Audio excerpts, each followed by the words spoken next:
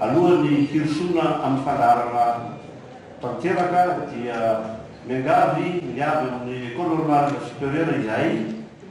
tafasily kolokanto mampahafantaranareo izany mitariky izany rehefa avy eo miangavy aizaneo mba hiteny ny zava-maneno nora hira-dorantsika miaraka ny hira-pirenena malagasy miara-mitsara isika tompolasy tovavy.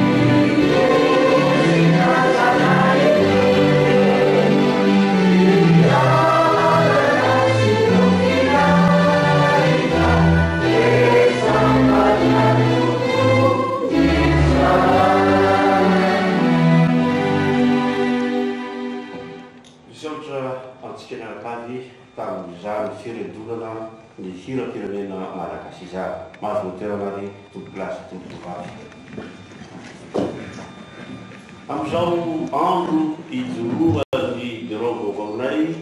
ao amin'ny fikambanana mpanao gazety fikolona izao dia voninahitra lehibe tokoa hoanay izay eo fitantarana ankehitriny ny mandray anareo. Ny filohanay moa dia tsy endrika vaovao aminareo tsekory fa olo rehefa fantatra hatramin'ny taona 2017 no mankaty na talohan'izany aza dia Andriamatoa Solo Norbert Andriamanasate zany izay hamarana ny kabary eto rehefa vita ny kabary ifandimbiasana. Ny aloana ny fotoana raha toaka efa vonony zay dia misy ny ataonay hoe fizarana ny samboady, izany hoe eto amin'ny akademia malagasy isika dia raha toaka mba misarotra samboady ihany koa toy ny akademisiana. Iroso amin'izany isika rehefa avy eo kanefa ny melohan'izany dia isy mpanao gazety vitsivitsy maromaro harana anjara fitenenanay eto. Melohan'izany nefa dia efa atolotra sahady ny akademia malagasy ny fisaorana sy fahatemana amin'ny fanekena ny fandraisana ny mpanao gazety fikolona amin'izao fahavalo ny volana septambra 17 sy 20 zao andro iraisam-pirenena anamariana eran-tany niady amin'ny tsy fahaizana manoratra sy mamaky teny fa hoanay ao CJDOS Club des Journalistes Doyens dia andro anamariana ny fitoroa ny birao vaovao izany. Ifadimy hiteny eto ary ireo mpanao gazety izay mivondrona amina fikambanana samihafa ka isan'izany ny avy ao amin'ny commune urbaine n'Antananarivo, isan'izany ny avy amin'ny AJJM, isan'izany izay ataonao hoe zokony eo amin'ny asa saranay ny filoha ny forafitry ny mpanao gazety. Rehefa zany raha toa ka eto ny solitena ny ministre ny communication sy ny antsoina hoe relation avec les institutions dia omena anjara fitenena ihany koa izy. Ny amarana ny fotoana dia ny filohanay Andriamatoa Solo Norbert Andriambolasata amin'ny kabary famalina. Ao izay dia isy ny antsoina hoe diaporama izay hanehoana sary maromaro amintsika fa ny sivy voalohany kosa dia hiangaviana ny filoam-boninahitra Andriamatoa Rafitonarivo hanazava izay sary sivy voalohany haroso eto izay. Rehefa moa izay dia hiroso amin'ny fialana etaeta isika. Farany fa tsy mipitiky indrindra dia ny mpanafana izao fotoana izao ny havatsika avy amin'ny école normale supérieure tarihina Andriamatoa James Rakotoarsoa izay manana fikambanana natao hoe mampitoro kolokanto tafasiry kolokanto izay manafana ny fotoana eto isaoranazy izany. Omena anjara fitenenana ihany koa Andriamatoa mpampianatra amin'ny école normale supérieure amin'ny fotoana mampety azy hanambarana antsika fa homariny atoaty na atsoatsy ny fahadimy taona zany fikambanana mpampianatra malagasy niofa natao amin'ny école normale supérieure zany ary nahatsangana ny tafasiry kolokanto. Ny voalohany atopoko dia iangaviana ilay olona mitondra ny samboady ilay roso satria isy samboady maromaro haroso eto. Ny atao hoe samboady moa zany dia marika ahafantarana ilay manokana misy ohatra CJD izay fanafoizany couleur de journée citoyen dia misy ny taona ihany koa satria taona 7 ka hatramin'ny taona 20 izahay notantana. Ka ny fifandaminana dia ho tsotsotra ihany. Ny président d'honneur anay no vanolotra izany samboady zany ho any filoha. Izay no manomboantsika azy amin'ny fotoana mampety azy. Rehefa avy eo ny filoha kosa no vanolotra ny any filoha refitra ary ny filoha refitra no vanolotra izany ho an'ny mpikambana ao amin'ny bureau. Tsara moa ny ampatantsika ihany fa manana filoha iray izay manana filoha refitra efatra, manana secrétaire général efatra dia ny sisa sady mpanolotsaina amin'ny mpikambana. Dia ary raha efa vonona mba hiroso asaina izy ny olona mitondra ny samboady mora hanolorana izay samboady izay.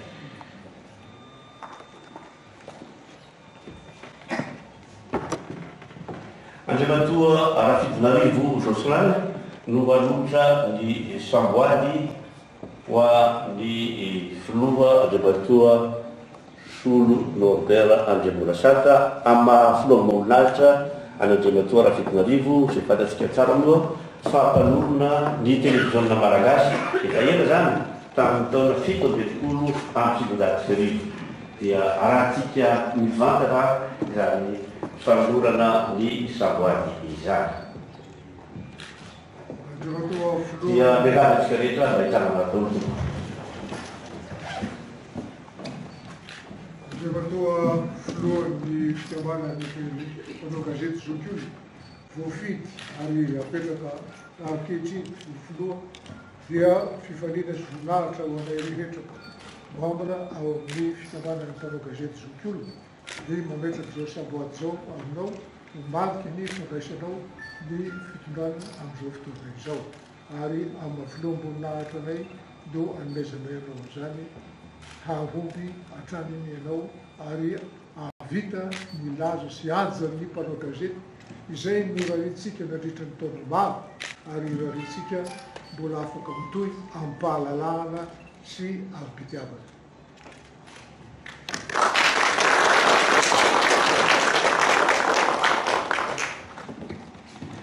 Misy efatra oiny navariko teo ireo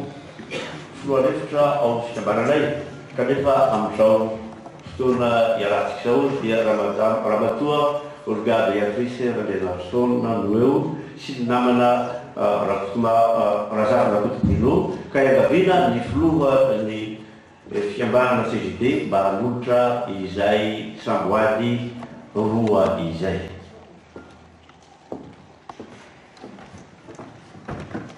Endrika diso fantatsika izy miaradahy reto ramatoa Olga-Béatrice Randrianasolona dia réalisatrice ao télévision malagasy tamin'ny fotoanandro ary mbola manohy izany asa izany ankoatrany andraikiny eo anivony fizoma na fikambanana ny zokiolona eto Madagasikara. Ramatoa Béatrice Olga, manondranao ity samboady tsaroa manana ndraiky lehibe anao eo amin'ny asan'ny CGD na ny fanaovana zokiolona. Izany dia manantena sy fahatsiarovana-tena amin'ny andraikitra eo amin'izany toerana miainao izany.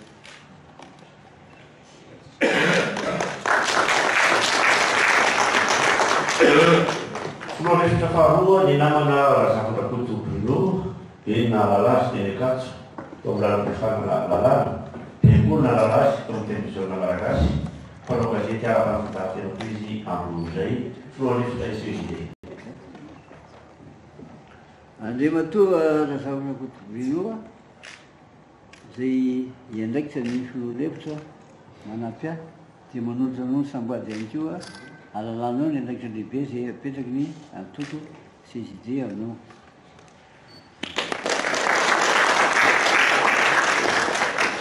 Ny fahatelo dia ny fanolorana ny samboady ho anay sekretera generaly eo anivon'ny fikambanana ka iangaviana ny namana ramatoa Olga-Béatrice Randrianasolona sy Razafinakoto Bruno manolotra zany any namana Randrianasolona Jean Victor sy ny tenanay izay tompony fanavasarana ny fotoana eto.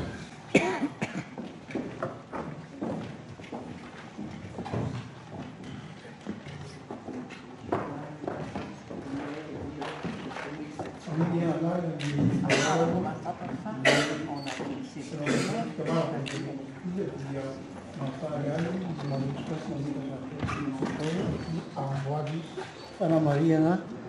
ny maha sekretera generaly sy mpikambana anao Brao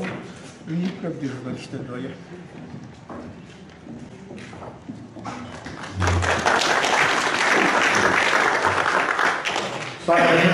Izay mpikambana rehetra ao amin'ny CGD tonga eto dia nga tena hitsangana tontolorana izany samboady izany ka ireo lehibe rehetra no ndray hanotra zany ny président, vice-président, ny secrétaire général dia manaraloatra ny tena komplaza fa hiangavy amreto mpanakato fitondray hanafana ny fotoana ary ndraindray misy adiny tsy adiny koa ny fidinana ny république isany amray fitenina ihany koa rehefa eo andriamatoa personne dia manolotra ny samboady ary ho an'izay namana tonga eto ny epitafia ny bureautsika. Famenoa an'izay dia tolotsika aloha ny filoha voninahitra andriamatoa Rafidinarivo izay fantatsika ny anarana hoe Jean-Louis Rafity. Tsy farany tsy akory fahavoalohany. Amin'ny filoha-boninahitranao ny CGD izay tabisy ireny izay manatsika dia manondranao an'ity samboady mba ahatsiarovana teny indrindra amin'ny fikambanana CGD amin'ny fananao an-trano sy fahasonao manampy anao.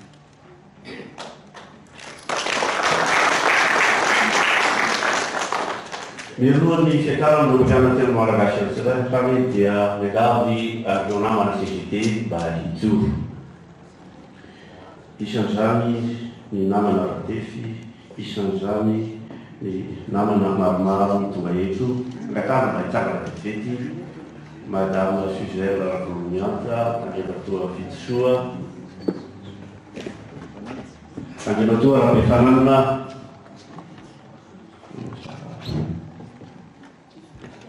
ny mpitansoratra manokana mpiara-miasa akaiky amin'ny filohan'ny fikambanana dia iangavitsika zany ny ao Brao mba anatona azy ireo. Ataontsika hoe ny secrétaire général sy ny filohan'efitra sy ny filohan'efitra. dia masih seterusnya angkat tangan pun dan mengikut rombas superior bagi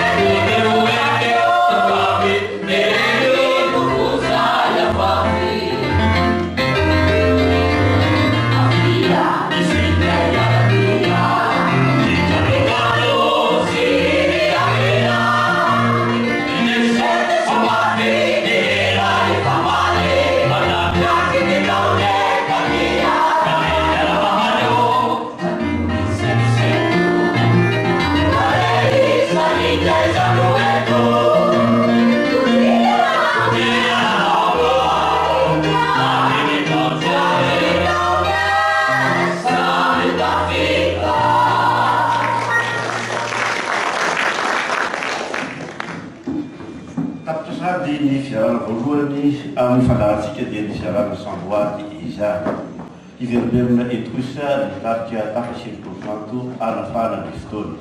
ny santatra ny kabary ary dia miavatsika avy ny commune olombelona Antananarivo satria eto Antananarivo isika dia namana rakoto maro rofin izany izay tsy endrika tsy fantatra loatra akory satria tany ny RNM SDBN izy talohany nampitany ny filazam-baovao na communication azy eo anatin'ny commune olombelona Antananarivo. Andriamatoa mpanolotsaina manokany filohan'ny repoblika, Andriamatoa loholona, Andriamatoa filomboninahitry ny fikambanan'ny mpanao gazety Tsopiolona, Andriamatoa filohan'ny mpanatanteraka eo anivon'izany fikambanan'ny mpanao gazety Tsopiolona izany sy ireo Tsopiolona mpanao gazety rehetra. Ianareo olo-manakaja omekasina faly miarabanareo ny avy eo amin'ny fandarana ny tanàna Antananarivo. Mialohan'ny lahateny izay ataoko dia tiako ny mitondra ny tenin'ny ben'ny tanàna Ramatoa Lalao Ravalomanana izay mialatsiny indrindra fa tsy afaka miaraka amintsika eto amin'izao fotoana manana ny maha-izy azy izao noho ny asa sy ny atiky samihafa izay tsy maintsy totozay. Noho izany dia raisiko voninahitra ny misorotena azy amin'izao fotoana izao koa ny teny abara dia asa manakasina, asa mpanompoana ny asa fanaova gazety raha eto Madagasikara satria miatraika amin'ny vantana any amin'ireo mpanjifa ny zavatra avoakan'ny mpanao gazety na soratra na sary velona ihany koa izany na ny resaka televizion. Koa izany indrindra no antony mahatonga izao fijoroan'ny fikambanana mpanao gazety Tsopiolona izao ary vao avy nanavao ny mpikambana eo anivon'izany mborao izany ry zareo koa dia arabaina tokoa ianareo satria mbola mamelo maso sy manohy izay asa fanompoana izay amin'ny izao fotoana izao taratra sy tarika ny mpanao gazety izany ary koa hanelanelana eo amin'ny tsy fifankazahoan-kevitra misy sy miseho eo amin'ny mpanao gazety fianakaviambeny sy ny fanjakana izany. Koa tsy ho lava resaka fa dia mitsodrano ny fandarana ny tanàna Antananarivo aleo ahalasana ianareo ary mbola hamelo maso tokoa izany asa fanaova gazety izany. Ny fandarana ny tanàna Antananarivo dia vonony amin'ny fiarah-miasa amin'ny endriny rehetra amin'ny mpanao gazety fa sady ilainy koa zany ho amin'ny visibilité lohatra kanefa azo atao tsara ny mifanohana sy mifanampy dia misaotra indrindra tamin'ny fiainona. Misaotra ny tany rakotoarany fa ary commune urbaine Antananarivo isika koa satria mbola misy fikambanana mpanao gazety hafa tonga eto dia sorotena azy ireo ny namana zo amin'ny anarany fikambanana AJJM dia rehefa avy eo hamarina ny mpanao gazety ny président Nolafitra mampanosanao namana zo.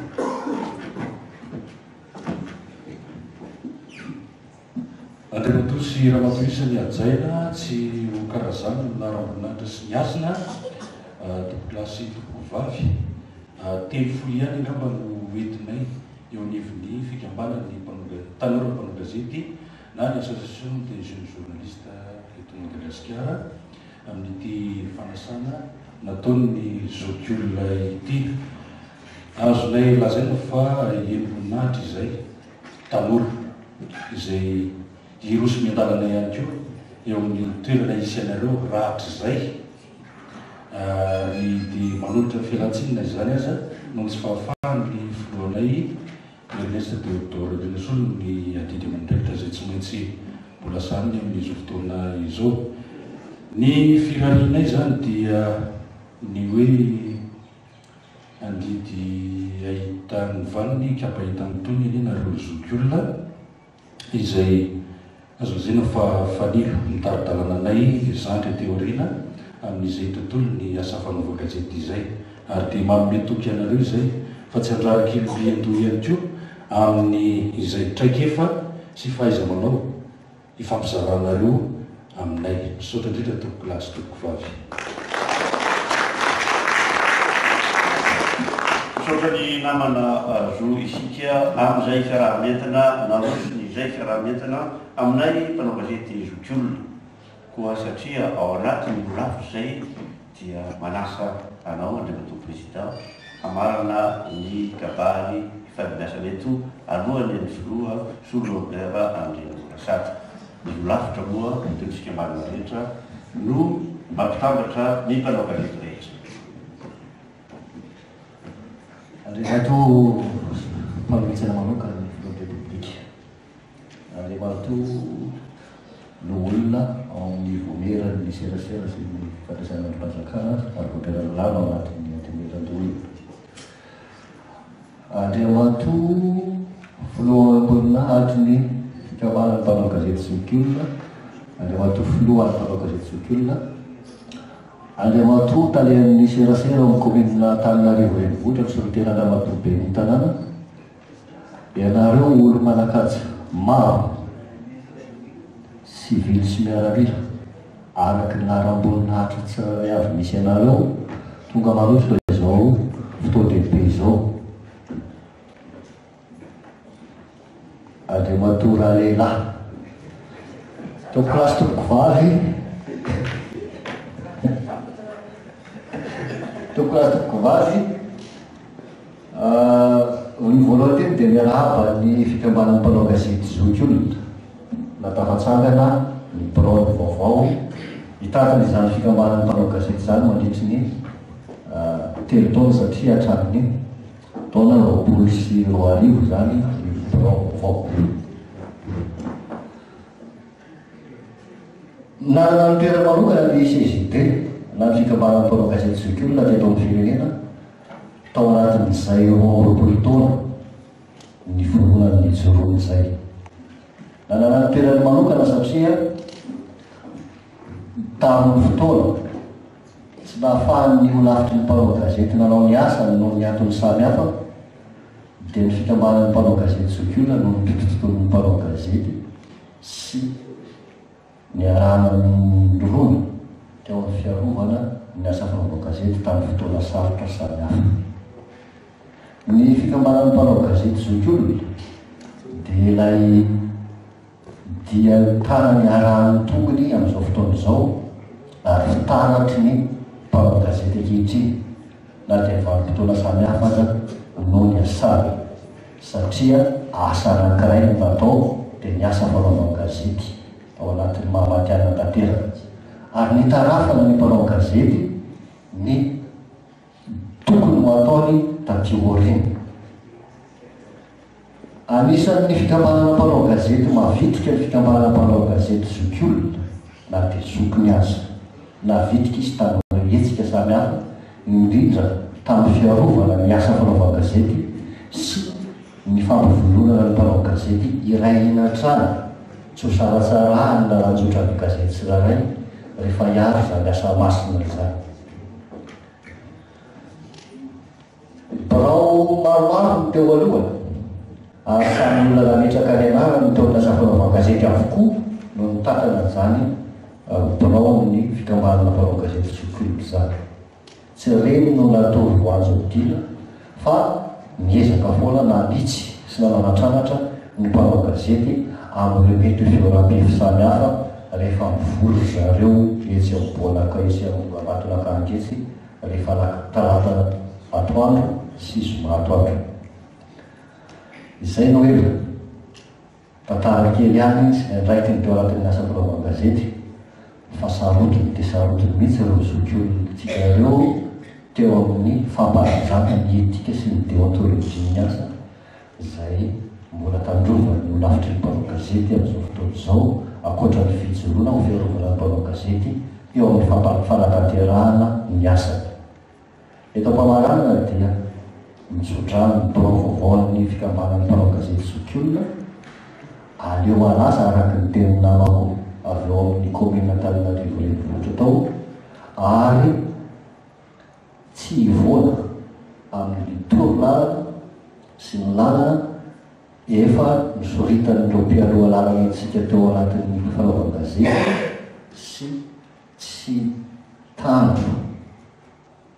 asa sanana ady tsy midin'ireo zanaka teo rina satria alao dia tsorona fa maro dia maro amin'izao fotoana izao ny tanora tonga eo amin'ny sehatry ny asa mila nytorohevitra avy amintsika ka everinay fa tsy ho diso anjara amin'izany ny fikambanana ny mpanao gazety zokiolona. Saotra tompoko ny ainanay an-trano farany.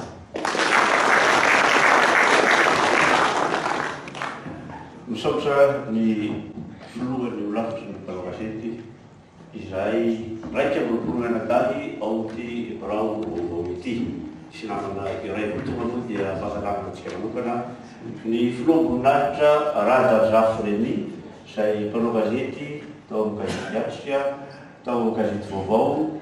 tao amin'ny Lacroix Madagasikara ary miofana tao amin'ilay sekoly ambony atao hoe centre de formation des spécialistes de formation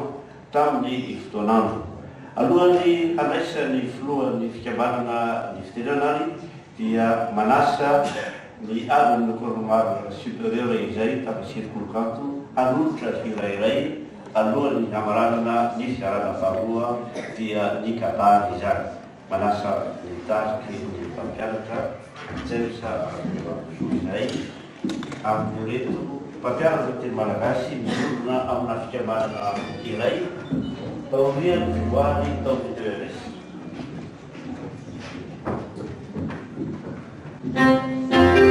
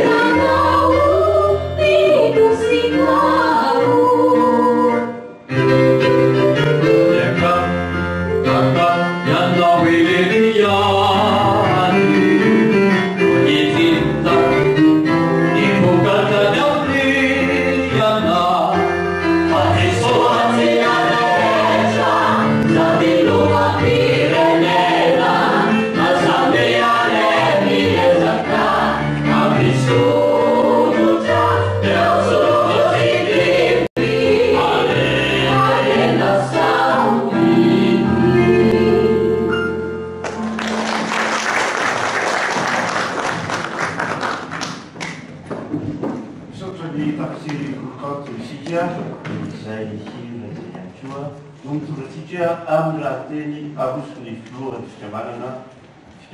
karaha fiolona amintsika andriamatoa fiolona aminay saka menanao fitenena andriamatoa aby.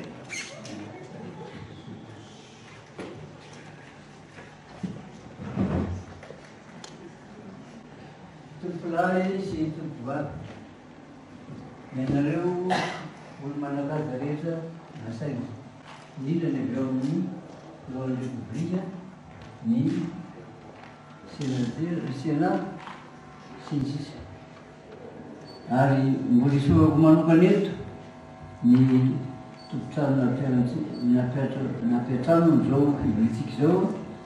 dia ny akademia malagasy. Voalohany indrindra ny teny dia misaotra sy makatetona ary makasitrana teraka zava-dehibe tokoa zonataonareo zao amin'ny nahatongavana nanomeny any antso ka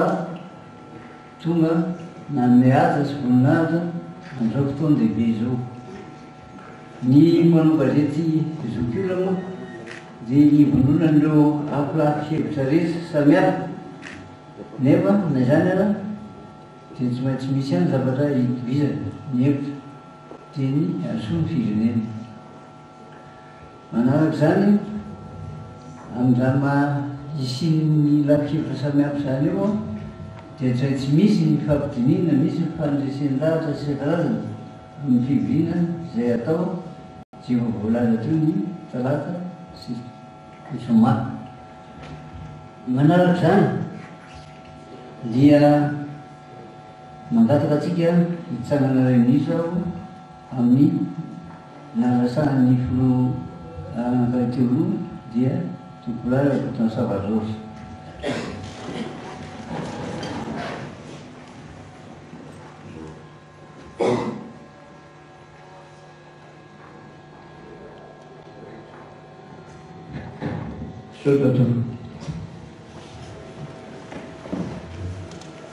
Ny mpanao gazety zokio dia manana ny politika ny fihaz, manana ny tarigeta zay kendreny dia ny hanatsarana ny fanaova gazety malagasy eto Madagasikara ary indrindra koa fifandraisana velany. Marobe ny artiste ampiasaina ireo mpanao gazety izay efa nangaro sy seho tenaity firenena ity ary matoa misy fivoahana eo amin'ny firenena amin'ny mahefa-efatra ny gazety eo amin'ny tany sy ny fanjakana dia vokatry ny fisian'ny gazety ihany. Nanomboka zany teo amin'ny fanjanahantany teo amin'ny zavatra tsy mety indrisa ady ho an'ny fahaleovan-tena. Raha azo ny fahaleovan-tena teo ihany koa mbola tsaratsara ny fanjanahantany izay tsy maintsy lalina na raha ny fitondram-panjakana teto Madagasikara. Mbola ny gazety ihany no sahy miteny sy namonty fototra andreny zavatra izay tsy hety sy mitranga teto amin'ny firenena ireny dia ny fahazoana ny fahaleovan-tena. Anaro zao na fahaleovan-tena mbola maro sakatsakana samihafa izay tsy nahazoana ny tena fahafahana tanteraka. Ny fitovizo ny tena toloka voalohany natao teo amin'ny fahaleovan-tena fa ny ankoatran'izay koa ny fitadiavana ny fitovitsarana izay mbola tsy resy tosika hatramintsika ny teny zao amin'ny sin'ny saranga maro samihafa eto amin'ny tany sy ny fanjakana. Eo amin'ny lafin'ny gazety indrindra ho an'ireo namana ireo tanora izay mitetika ny hanao an'izany asa masina izany dia manambara ny CJD ny tokony mba hietrehitanareo ihany koa ary teny fanaony matetika indrindra hoe mba isiany ny mpanao gazety tsy miatra gazety kefy na hoe journal d'opinion fa saika na momba ny atsy na momba ny sikarazana fotsiny dia tsy misy fivoahana matoa tsy misy fivoahana firy eto firenena dia vokatra zany zavatra indrindra. Noho izany zany dia mbola manainga ny CJD mba hanana an'ireo tanora fanantenana oriana mba hanana zany sandrikevitra zany. Manaraka zany dia eo anareo tompony andraikiko ny tany sampanjakana mba jereo ihany zay zokio le mpamabotony indrindra miasa taonay tenao zavatra mihitsy zay dia moka ny eritreritra sy mibetsi-ponay ary indrindra ny tarana jefa nananana nitsarey nefa misy zavatra tsy ampy ihany ko aminay nefana dia ny fanomanana anay zany mahafinaritra ny fanomanana fisinam-panjakana ny taino sisisakarazany fa mba jereo ankeo ny zay ny tena zavatra tedavinay ny ria dia fananana fitaovana mba ahafahana mamoaka manao boky mangazety amin'ireny eritreritra eny zay andanina vola betsikoa ka na dia manana ny zavatra tokony lazaina dia tsy afaka satria tsisy ny atao manaraka zany dia manay ihany ko ny mpanao gazety reny zao koa zay mba anana le tena fotikevitra marina hitsoroana anana le to hoe la fahamarinana amin'ny zavatra atao mba tsy siny le fifanonana be loatra eto amin'ny firenentsika ny zay fotoana atrezeo dia samy manana ny tsanakeviny sy ny fotikevitra tsony daholy no zany dia anjarantsika anjaran'ny mpanao gazety indrindrina anjaran'ny nasizidi mijery ary zay tsy anampim-bava ary tsy jery fotsiny tsy hoe raha misy zavatra tsy mety tsy jery aiko nefa zay raha misy zavatra mety zay ny fotikevitra sezidi ary farany dia manantena fiaraha-miasa fiaraha-nombona ezaka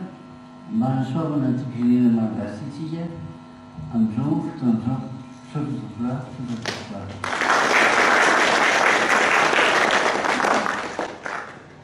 sotra ny filoha Sonolbert André Brosata isika mianakavy amin'izany kabariny avo dia avo lenta izany fa eto kosa dia anasa ny namana Jean Félicien Ratesika hilalao mozika vitsivitsy mandritra ny diaporama rehefa eo zay dia hotonorana ny samboady ho azy manokana ny président d'honneur anay Andriamatoa Razafy Reny izay mena toerana eo amin'ny table d'honneur amin'ny mahafinoam-boninahitra azy izany ka ny filoha ny fikamanana no manolotra izany samboady izany.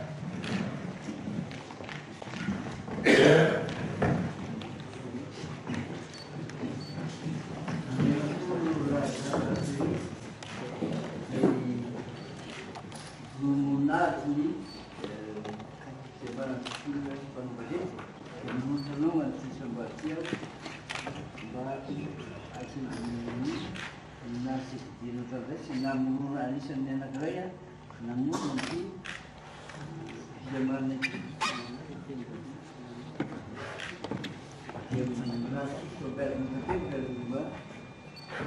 ana fanadehany fa tsy ihany zoa mbola mitsiry amin'ny fanoratana sy tikarazana fa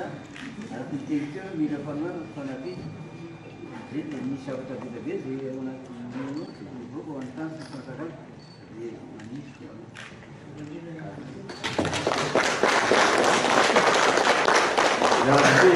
Menakavy satria mpanao gazety avokoa isa moa tsy mpanao gazety eto maître mpanao gazety ianao général mpanao gazety ianao Andriamatoa sénateur mpanao gazety ianao fanolotsaina manokana filoham-pirenena mpanao gazety ianao le ramatoa diplomate ary farany mpanao gazety ihany koa indrindra moa fa reto mpampianatra reto mpanao gazety avokoa isika rehetra ka dia misaona antsika rehetra manolotra an'izao fotoana izao hiroso amin'ilay fandarana diaporama amin'izay ary sika ny sary sivy voalohany dia Andriamatoa Jocelyn Fitinarivo no hanome ny commentaire mifanaiky amin'izay ary ny namana Jean-Luc Ratesika hilalao ny mozika.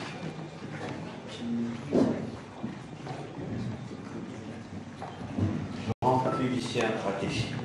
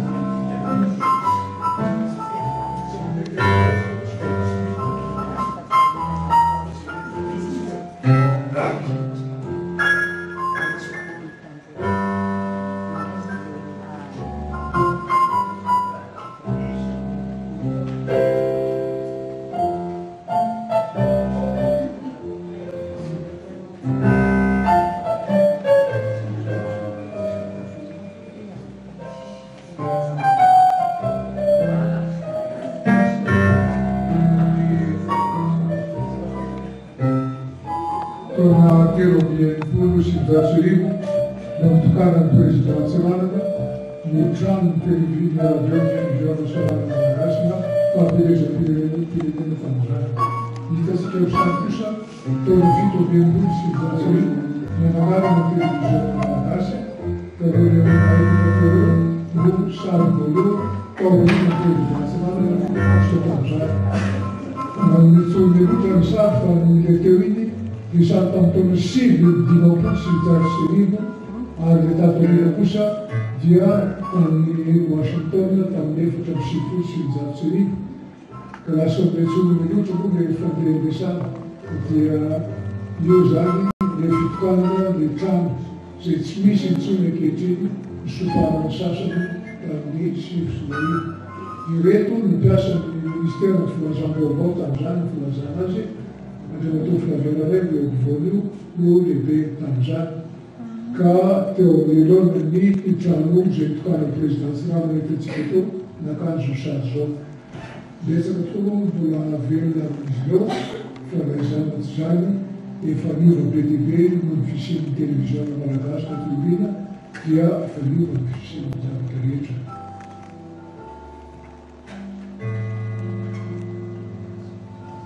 Izao no nisin'ny télévision voalohany tao amin'ny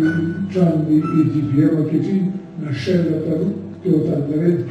Trano tsotra izy io hitanao ohatra fa plafond iva kely misy ny projecteur. Fitokanana azy tamin'izany dia amin'ny ankavanana io andriamatoa Poussard izay directeur général de l'office de coopération radiophonique tamin'ny Frantsa tamin'izany izay nalohana mafy nitaratanterahana ity télévision malagasy ity. Misy mpianatra manao mémoire dia milaza hoe tsy mba voateny ny filolehiben'ny télévision malagasy tamin'izany fa mbola olona vahiny étranger. Asa aloha raha étranger ako mba tsy mba zany le tamin'ny fotoana fa le mpianatra zay ohatran'ny tsy voaraka le mpampianatra angamba amin'izy dia miteniteny am'izay izy lazo.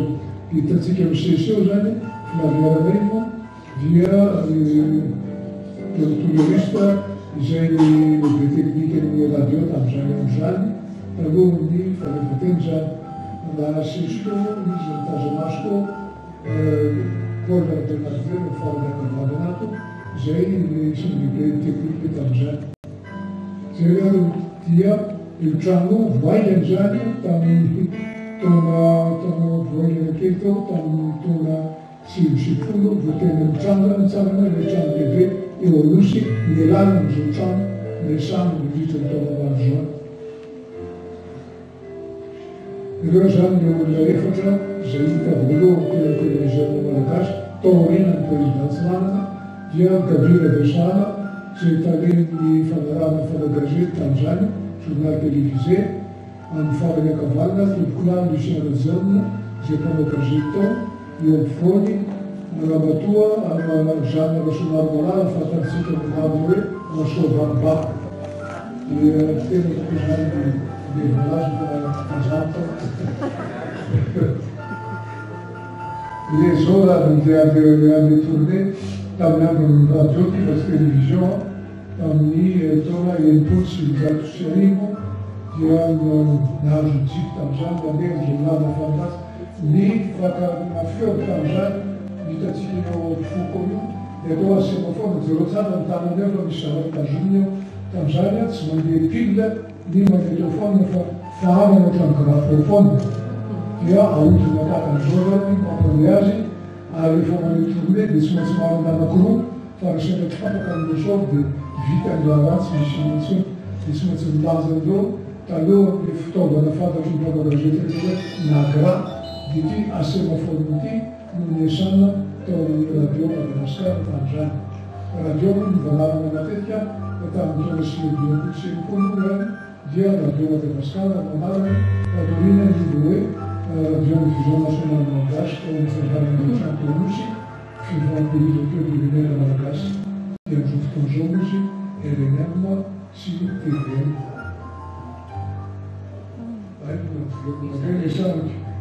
Io zany sara tamin'ny sivy sy fitonjato mba radio ny fitaovana tamin'izany micro hitantsika io zavatra bilongana be io dia micro tsisy fandraisana ankehitriny fa ilana amin'ilay misy amin'ilay toy na aviana na fiteny dia manaovana misy izy io atao micro-ruban ianara ary tena tsara fotokoso ary sory ny fiteny fa mazandrana izany izy. Ity zany dia sary marana tany Washington raha niasa tao amin'ny compagnie tao ny dialect ny teninay rehefa niala tamin'ny fanjakana sy nasa mpiasa fanjakana intsony tamin'ny taona sivifolo sy jatsy ka teo amin'ny fitohizan'ny atao hoe tetezanita teo amin'ny fitaovana tsaraina sy ny fitaovana vaovao no hitatsika ireo ireo miakavana ireo zany mandeha tao forme tamin'izany atao hoe saraina ireny no nampiasana ny olona banque magnétique et climatique hoe 625 ireny no sinany feo dia tandrinana mandeha ny numérisation dia mandeha ordinateur voany ka tamin'izany zany ny teninay niasa tamin'ny Washington tamin'ny atao hoe société médianet izay solitena ny RFI ihany koa tamin'ny Washington tamin'izao fotoan'izao. Efa eo fampiasana ny fitaovana moderne zany tamin'ny Washington tamin'izany ary tamin'izany dia mazava tavevana ihany ngamba fa tao toerana miasana io tanora daholo ny tao fa zay sy le tompony ihany no zokozokony olona tao ka tamin'izany dia tsy mbola misy nandeha tamin'ny internet ny radio pirenena français RFI radio France international fa tateorina tamin'ny fisiany médianet ity no nandefa azy atao anatin'ny lavina teo amin'ny filoha Français Chirac hoe autoroute de l'information izay natao anarana azy tamin'izany andro zany dia avy any Washington no fifanoloana amin'ny radio France internationale tamin'izany ka ireo ankehitriny dia mahazakatsika ny hoe rehefa manarana radio izy hoe RFI radio France internationale .fr fa tamin'izany fotoan'izany dia medianet.rfi.com zany zany misy dingana sara amin'izany voany ny zava-drasa natao rehetra mety tonga amin'izao andro numérisation zao tsika. Viernanay ny taona enimpolo ty tamin'ny fankalazana ny faharevan-tena mihitsy teo amin'ny hôtel de ville tamin'izany nampantanàna dia nisy ny podium voalohany nankalazana ny fetim-pirenena ary tamin'ny fotoana io tamin'izany andro zany dia misy fotoana tao amin'ny radio Madagasikara nalaza ny atao hoe valy amin'andro hôtel de Mirandava izay tena zokony ato anao raha misy nandre zany ihany ary io dia karazan'le fanao ady antsika miaraka tamin'ny diamorakoty rehefa amin'izany misy ady antsika nefa miresaka politika ihany koa fa tsy tratry ny censure izy io fa ady fomezana ny resaka atao dia zay teonary eo tamin'izany manao azy pourquoi d'ordre Ratsavazaka amin'ny ankavia d'ordre ny fiantsoana azy tao amin'ny radio ary teo nahatsoratra misy poème de Claude DR Ratsy Mapesy fa sady mpanoratra izy no poety no mpanogazety mpanorona fandarana tao amin'ny radio farany ankavanana Marcelin Mamonjy tompona Marcelin Mamonjy izay mpanorona fandarana tao ihany koa ary miaraka miandremin'indreminy izay sizy tamin'izany timinazy natao Jacques Michel rakotonay François dia directeur gendarmerie dia izy fa dia zasy izy makamba sisymanao tamin'ny diako dia nisy anakidimy keo tamin'ny technicien izy ireo koa misy vela anakitelo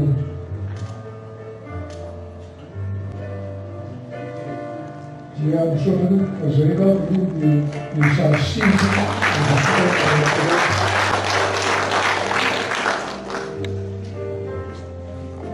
misaotra andrematoa Jean-Bérafidisika tamin'izay kalazavana fenizay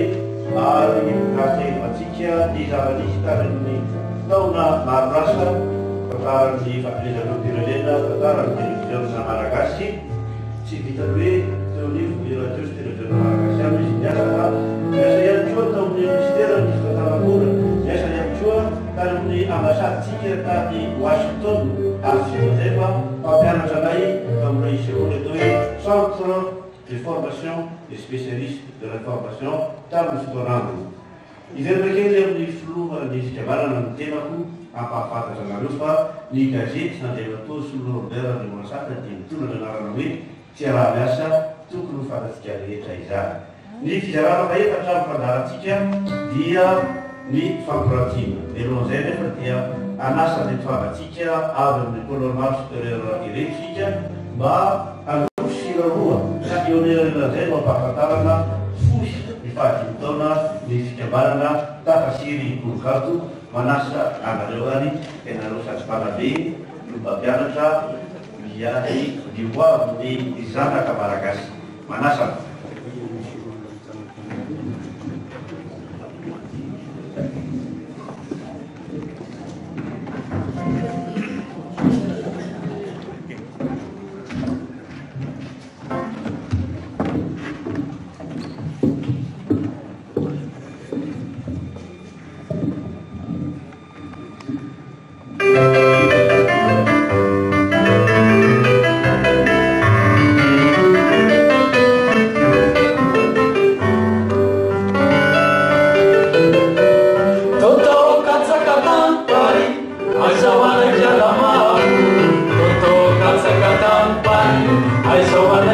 Wow.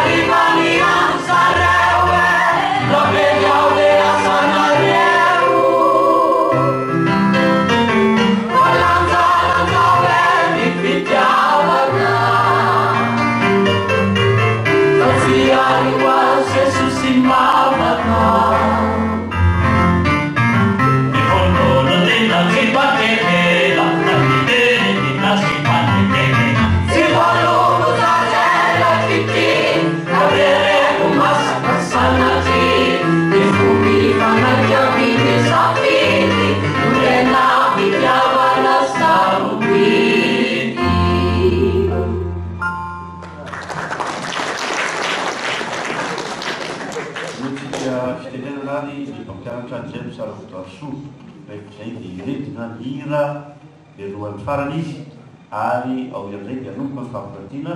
amin'ny alalan'ny tahiny tsara no voalohany dia atsy mila miato avy eo anao ny fitenenana ramose misaotra tompoko voalohany teny miaraba ny fikambanam-panaokazety zokiolona ary mampahery sy mampirisika ny birao vaovao mitarika izany vita be tokoa isika amin'ny fampandrosoana ny firenena ny gazety sy ny fanabeazana tsy afaka misaraka ary dia tena voninahitra lehibe ho anay sy isaoranay nareo na nasana anay amin'izao fotoana lehibe ho an'ny fikambanam-panao gazety izao tena nay manokana tsetsatsetsatsyatra dia tena mpifanosina mpanao gazety tena niara fampitolona sy mifanosina izay sy ny filohan'ny olafitra tao amin'ny soratra zoma amin'nyrina sy ny rehetra ary ny fankafizana ny hira tahaka ireny dia sahanay lazaina hoe anisan'ny nametraka anjara biriky be tamin'ny fankafizana sy fitiavanay ny kalo fahiny sy ny hira bagasy ny fandaran'izano hira fito tao amin'ny radio-pirenena tamin'ny fotoanandro misaotra anareo tamin'ny fitarian-dàna tahaka ireny hitafasiry kolikato mpampianatra malagasy daholo ireo hitanareo reo mpampianatra literatiora anankiroa amin'ny école normale supérieure izahay no mitarika azy raha matoratra hoe tompo io tsy miakatra ety moa izy fa efa nalehibe zasy dia ny tenako 5 taona zay ny orenanay ny tsiriny dia hoe fahitana fa misy talenta ao amin'ny tanora ary indrindra ny fahatsapana fa tena anisan'ny fitiavan-tanindrazana ny fanandrakana sy fikajiana ny kolotsaina ary izany mitrandrana ao anatin'ireny hira ireny dia mahafaly anay mahita ny mpampianatra zay sananampianay te tsy tamin'ny fotoanandro koa satria tena anay dia mpianatra andriamatora jevasaona ny alatsina no ny anarana isaky manao zavatra tahaka izay dia fankahitany foana mpiafany 5 taona izahay tao anatin'ny fivozana ny kolotsaina malagasy amin'ny karazan-kira tahaka ireny mamerina ny fahiny mitrandraka ary kanefa koa miezaka mamorona ny hira tahaka ireny ary ny hira voarena reteo izay dia mino fa ngamba raha misy tsy mihoatra ny fony ny fanaheno ny hira iny fa hira famoronana avy ao amin'ny tafasiry-kolikanto iny taotao katsaka tamin'ny Paris miainga avy amin'ny kilalao fanao ny ankizy malagasy ary dia navadika ho hira tahaka ireny mankalaza ny 5 taona zay dia manararoatra manasa anareo amin'ny alahady fa 17 septambra alahady ray sisa dia mandika alahady fa 17 septambra amin'ny omra sisy sasany ao amin'ny amphithéâtre ny école normale supérieure nanangananay ny atao hoe rindra tantara-kira raha ny teny vahiny no mahazatra soa koa dia zonina fa tena hoe karazana opérette malagasy hira sy aiteny ranoray no narafitra ho tantara nomenay lohateny hoe tafasiry pity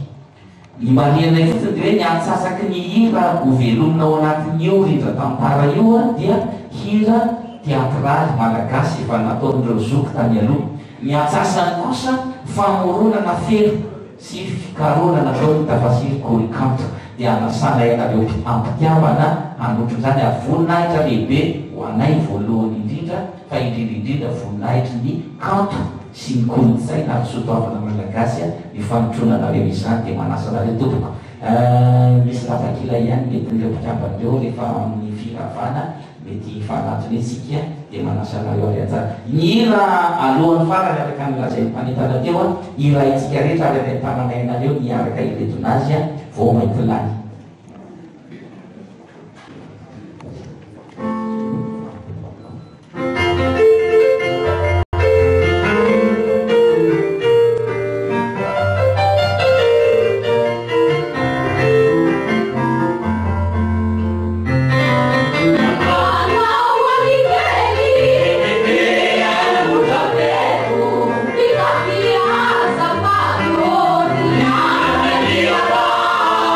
Sa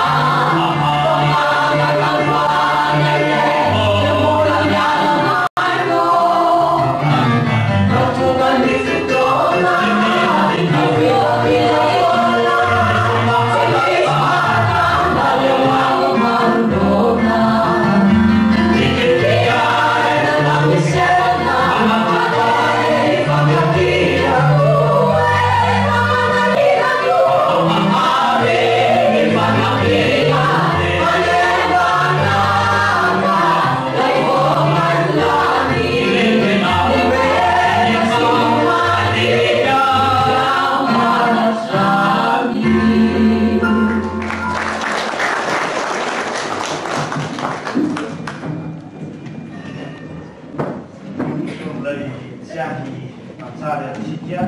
milohan'ny fijerena ny fampirantiana ao ivelany eo dia fampirantiana ny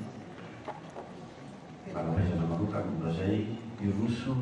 amin'ny fandevasana ny sary dia elaviana koa ny namana Jean Félicien Radesy mba ho avy etsy amin'ny clavier lasa ny sary.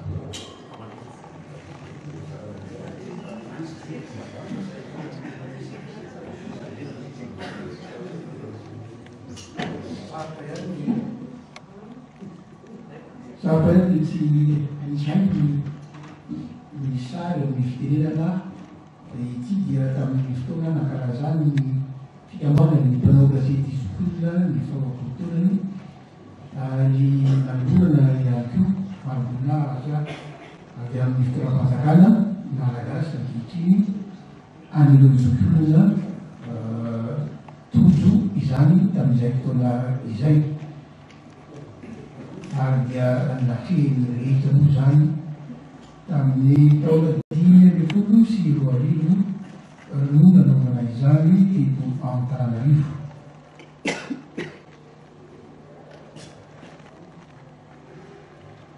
bola saling akan izan pekarazan izani yang nanti ministri saya kami setengah ini setelah ministri di Sierra si presiden Amni Ani Padakan.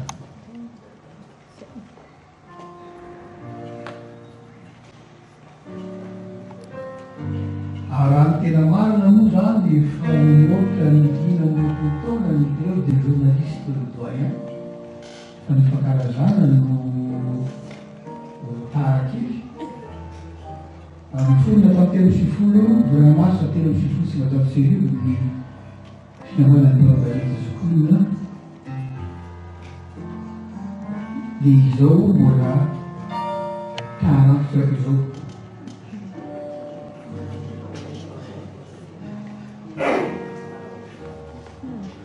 Kalau seni atau ni akan jadi Malagas, nama kita sedikit ya salah si panil atau ini yang pasangkan lebih si siapa yang pengasih sekolah, sudah malaza, fantasnya,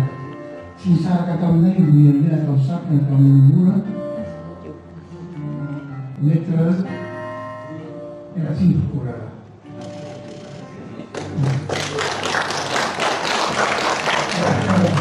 Willy, satu, satu, ini semua. Izay dia cintura teto foana fa midina tany ambanivohitra any mijery mitera zava-misy miaraka amin'ny tantsaha miaraka amin'ny mpanogazety zany ihany koa satria ireo dia maro sano tsy misara ary ohatry ihany ny fotoana anisana fisaorana ho an'ireo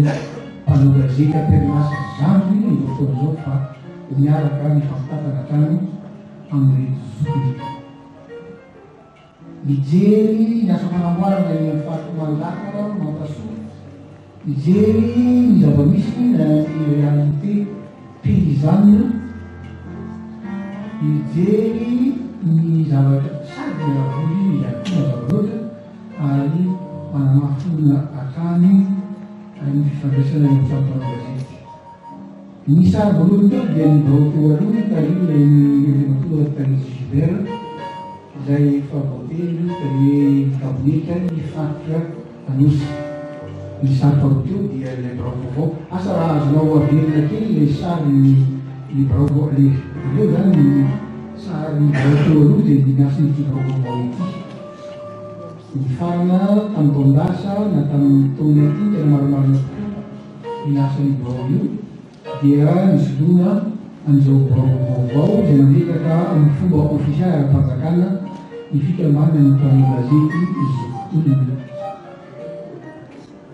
Izay tariany andreo koa Silobert Lemorasala ara-pavoalaza teo dia ireo milombona kay efatra raha kotsy ny Daniel Félix anakavanana na idany be leo atoa Rajazafy Reny Rajazafy Reny Kazafy Narindo Ruslan Jean-Bergy ary Andriamatoa Prince Gilbert. Manana olona koa zahay samy mbola voelona soa tsara eto izy ireo misaoran'Andriamanitra.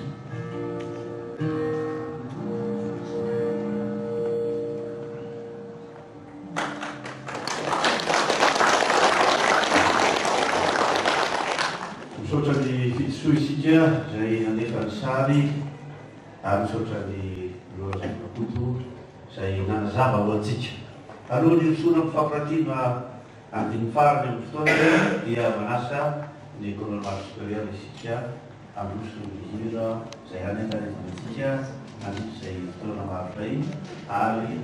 anasantsika ihany koa hijery ny fampirantiana.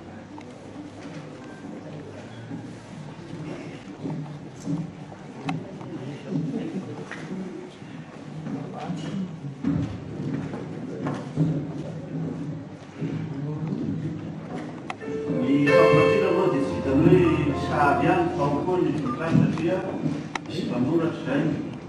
isi tantara zay ambony mahafaroka.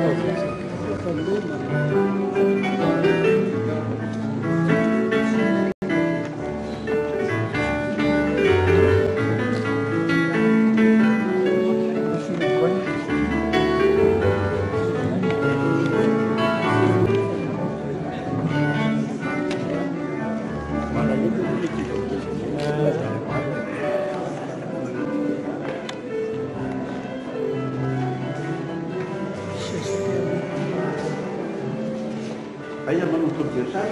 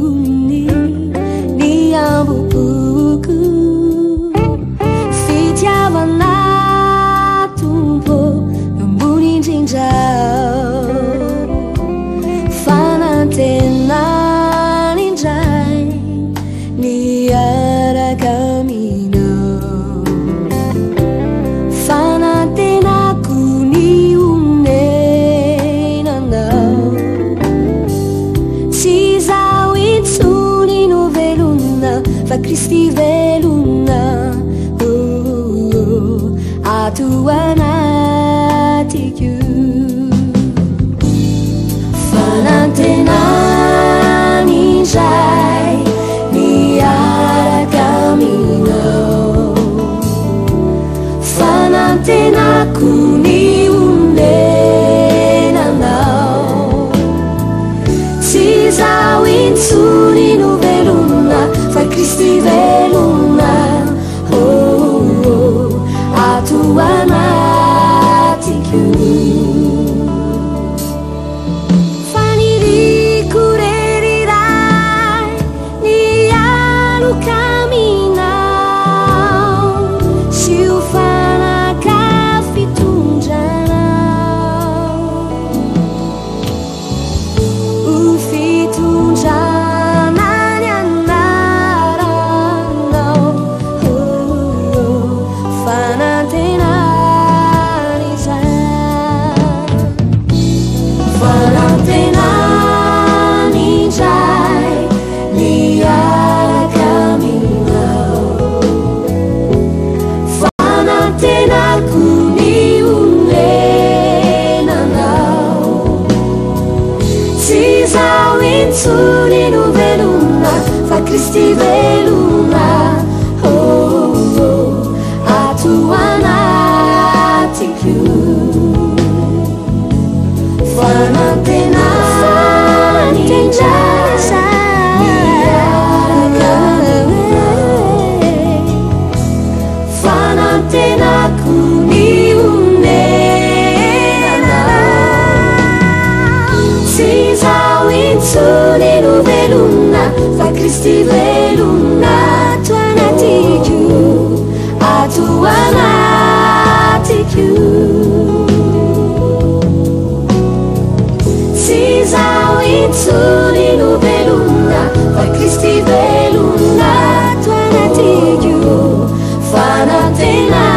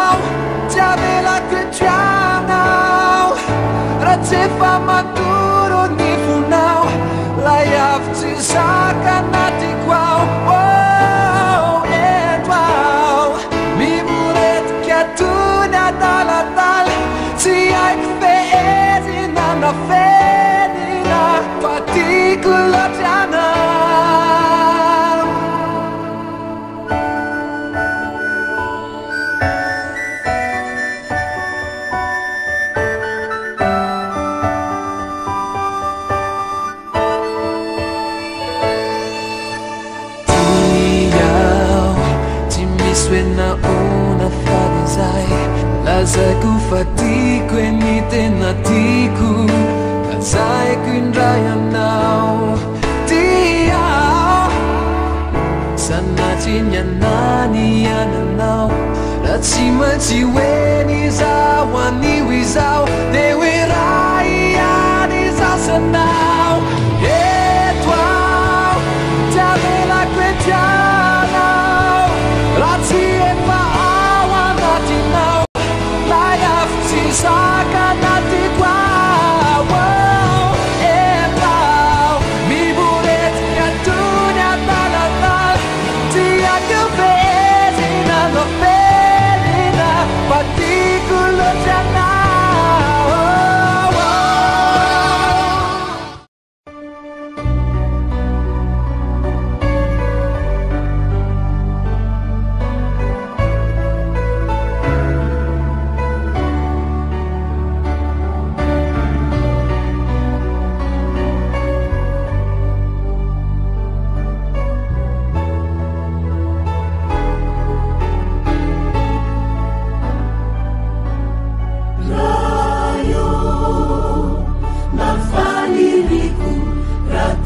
Sijakau nyanguma lanitra dieneti antani kanefatsi izawireli vireu zai milmanda iadakamitu achani achani ende nifianana anilanjai itumpuirai kanairai erai sanabuku rewasasu irai nifu irai nilu rayo naona mue ratumbuka ani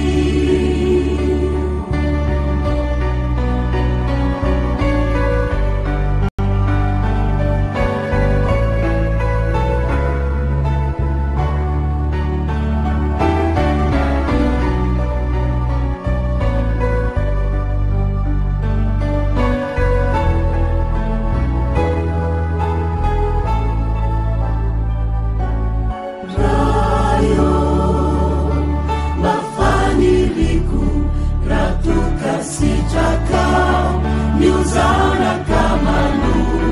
fenu faenjena ilu fachanichu ambita ireu asana